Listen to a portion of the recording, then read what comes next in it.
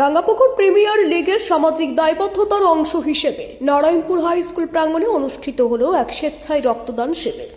এদিন সকাল থেকে বিদ্যালয় ক্যাম্পাসে রক্তদাতাদের ভিড় লক্ষ্য করা যায়।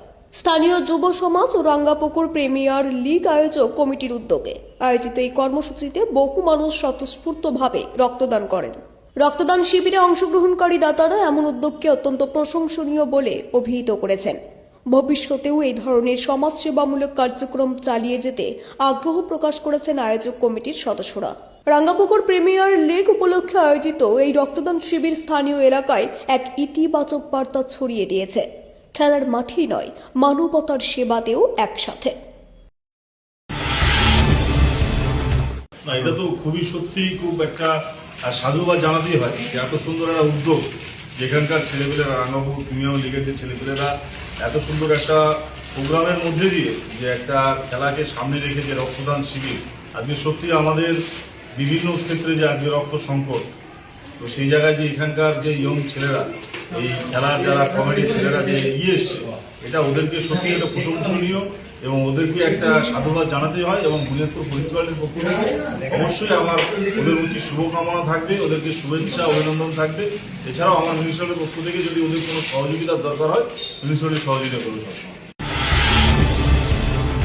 প্রথম কথা যে একটা রক্ত মানে আমরা সবাই জানি যে মানে আপনার বা আমার সবার রক্ত মিলে আরও জীবন বাঁচাতে হয়। এখন থ্যালাসেমিয়া বা আরও যাবতীয় অনেক কিছু মানে রক্ত প্রয়োজন হয়, মানে হসপিটাল হোক, বিভিন্ন জায়গায় রক্তের শর্টেজ।